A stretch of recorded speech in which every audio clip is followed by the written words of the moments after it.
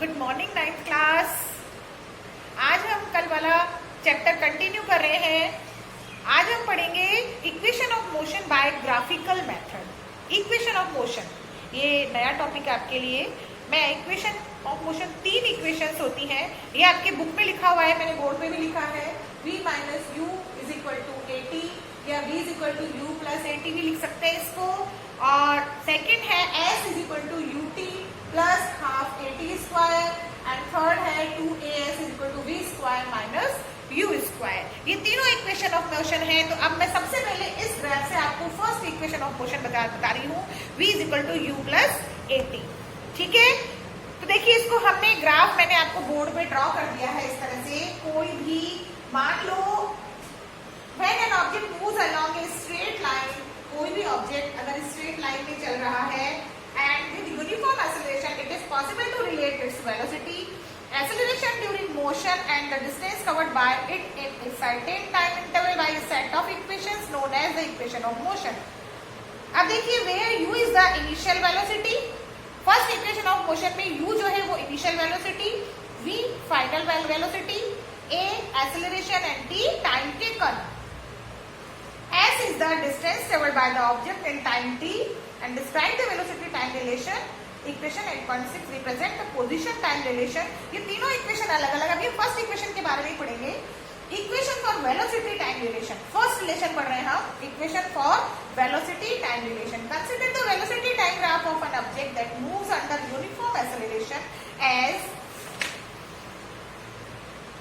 shown in figure 8.8, but now with u is not equal to 0. From this graph you can see that initial velocity of the object is u at point A.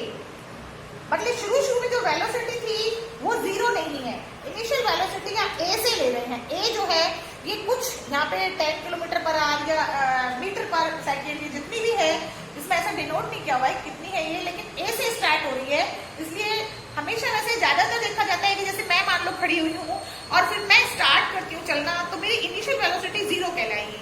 जो चीज stand बिल्कुल एक जगह खड़ी है stationery, उसकी u जो होती है इनिशियल वेलोसिटी जो होती है वो 0 होती है। लेकिन यहाँ इनिशियल वेलोसिटी को कुछ नाम दिया गया है, जिसको a नाम दिया गया है। a इसकी इनिशियल वेलोसिटी है u and then it increases to v, और बाद में ये इसकी जो फाइनल वेलोसिटी है, जैसे मान लो शुरू में 10 मीटर पर सेकंड थी, बाद में बढ़ के मान लो उसकी 40 मीटर पर सेकंड हो गई है, तो वो उसकी फाइनल वेलोसिटी v कहलाएगी। ठीक है, the perpendicular line BC and DE are drawn from point B on the time and velocity axis. तो देखिए let us draw AD parallel to AC. AD किसके पैरेलल है? OC के। AD is parallel to OC. AD is parallel to OC. अब देखिए BC, B and C किसके बराबर है? BD plus DC. B और C किसके बराबर है? BD plus DC के बराबर। क्लियर है आपको यहाँ पे? ठीक है, और DC फिर किसके इसके बराबर भी लिख सकते हैं, BD प्लस AO, है ना? DC AO के बराबर है ना, तो इसको इसकी जगह हम OA भी लिख सकते हैं। तो BC इज इक्वल टू क्या है यहाँ पे?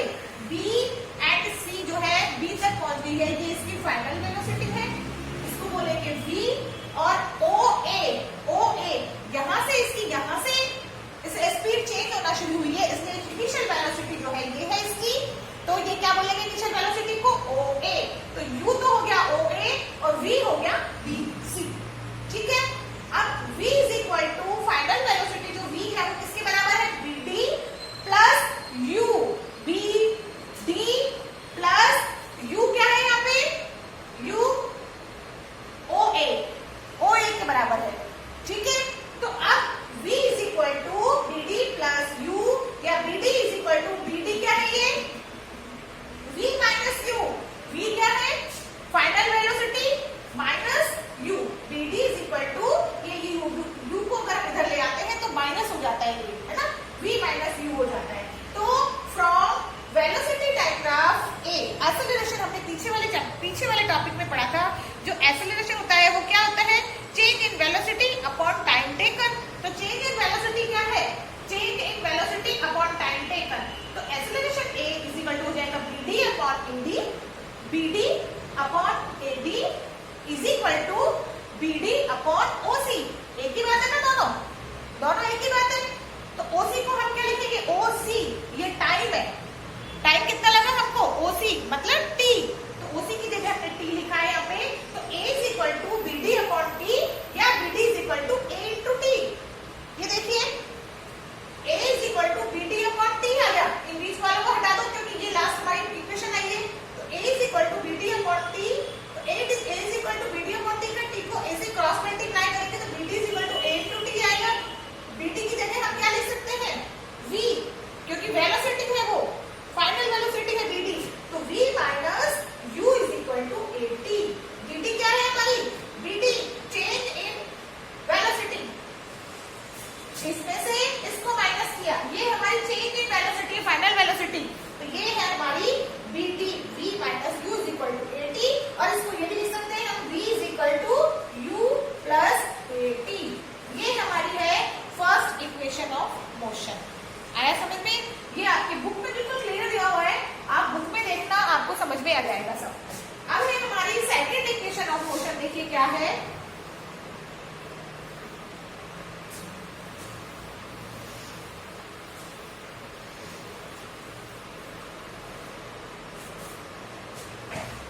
सेकंड इक्वेशन ऑफ मोशन में देखिए इसमें क्या लिख रखा है कि let us consider that the object has travelled A distance s in time t।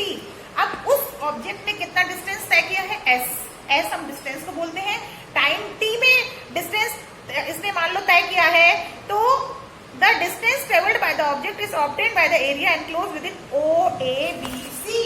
Distance total क्या हमने कल वाले ग्राफ में बताया था ना, OABC, ये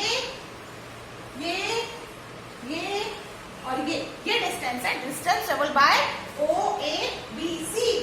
तो S इज इक्वल टू क्या हो गया, area is equal to OABC, ठीक है, OABC ये ट्रेपेजियम है, तो ये ट्रेपेजियम किसके बराबर है, area of the rectangle OABC, area of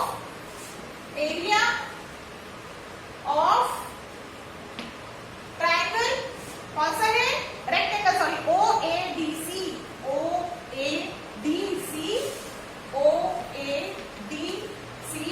plus area of triangle ABD, area of, या एरिया लिखेंगे इसको, एरिया ऑफ ABD, ठीक है।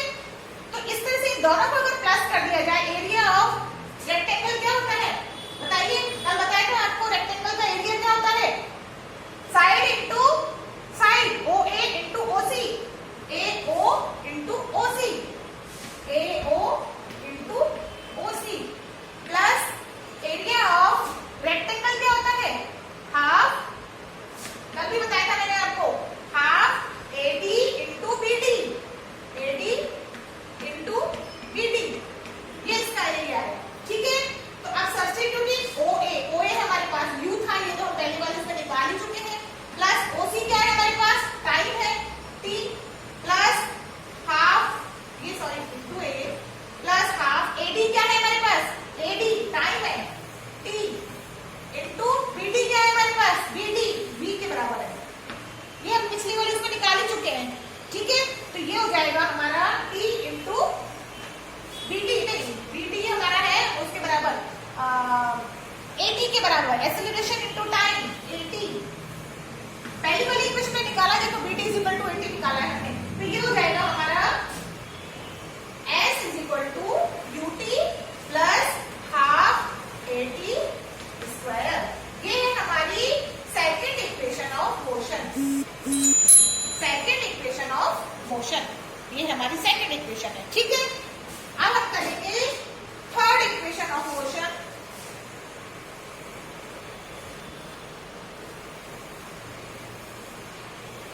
देखिए थर्ड इक्वेशन ऑफ मोशन में क्या है, ये है हमारा position velocity relation, position velocity relation. इसमें क्या है, S क्या है, area of the trapezium OABC, SOABC, S is equal to हमने पहले निकाल लिया था, एरिया ऑफ OABC क्या है बताइए इसका area,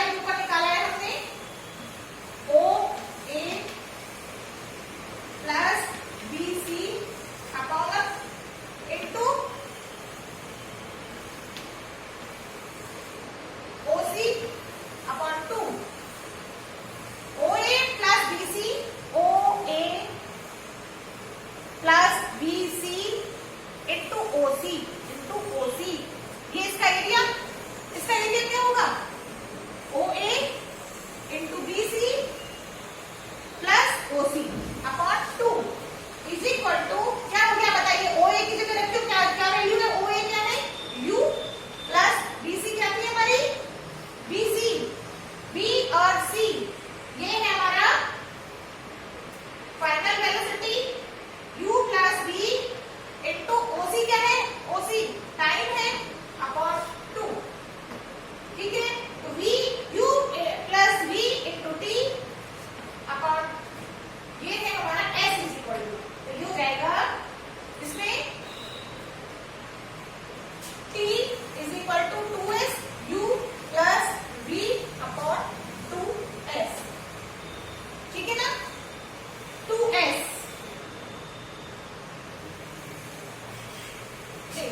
T is equal to ना, T is equal to V minus U upon A। अच्छा ये पहले निकाला from the velocity time relation T is equal to क्या था, हमने पिछली इक्वेशन में निकाला था ना, T is equal to V minus U upon T, वो इसमें सब्स्टिट्यूट किया है। V minus U upon T substitute किया है, तो ये यहाँ अलग से लिखेंगे। T इज इक्वल टू होता है V minus U upon T।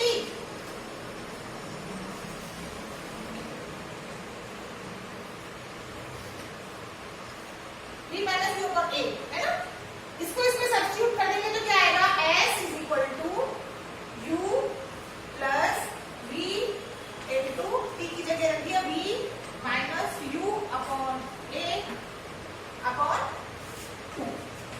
अब इसको सॉल्व कर लो इस वाली इक्वेशन को, तो ये आ जाएगा हमारे पास 2A और S ये तीनों मल्टीप्लाई हो जाएंगे ना। 2AS is equal to V plus U और V माइनस U क्या होता है V square plus U square, ये हो जाएगा हमारा V square sorry minus U square. ये तो आपको पता ही है ना, V plus U V minus U दोनों को अगर मल्टीप्लाई करते हैं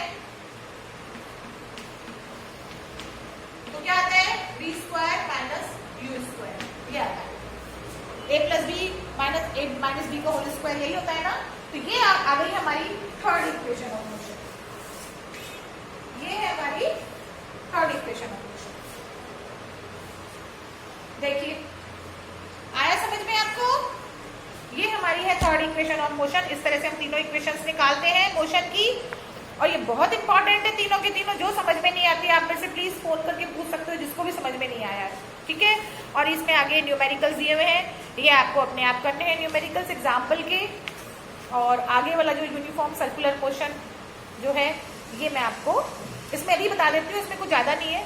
uniform circular motion, when the velocity of an object changes, we say the object is accelerating. The change in the velocity could be due to change in its magnitude or the direction of the motion or both.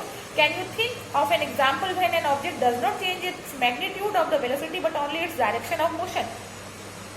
देखिए इसमें है कि कोई चीज हम गोल घुमाते हैं, मान लो कोई चीज सर्कुलर में घूम रही है, उसके हर पॉइंट पे उसकी वेलोसिटी चेंज हो रही है, हर पॉइंट पे है ना, उसकी वेलोसिटी चेंज हो रही है। Let us consider an example of the motion of a body along a closed path, shows the path of an athlete along a rectangular ABCD. Let us assume that the athlete runs at a uniform speed on the straight paths AB, BC, CD and D of the track. In order to keep himself on track, he quickly changes his speed at the corners. मान लो कोई भी athlete, मान लो ऐसे 4 कोने वाला path है, उस पे लगातार घूम रहा है, तो उसकी वेलोसिटी कहाँ चेंज होगी, जब कॉर्नर आएगा तब, तो चारों कॉर्नर पे चेंज होगी। इसी तरह से अगर हम कोई सर्कुलर पाथ ले, उस पे अगर कोई घूम रहा है तो उसकी हर पॉइंट पे वेलोसिटी चेंज होगी, ठीक है।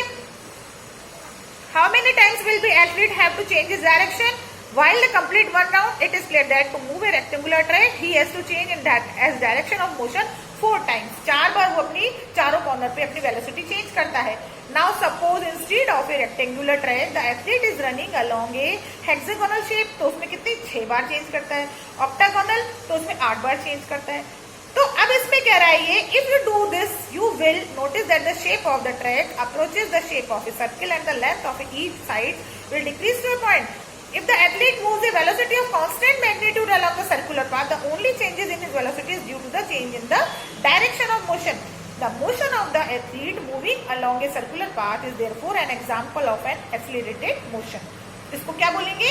Accelerated motion बोलेंगे. We know that the circumference of a circle of radius r is given by 2 pi r. ये आप मैथ्स में पढ़ ही चुके हैं. Circumference की भी किसी भी सर्कल का circumference 2 pi r के बराबर होता है. If the athlete takes 1 second, t second to go once around the circular path of radius r, तो speed v is given by v is equal to 2 pi r upon t.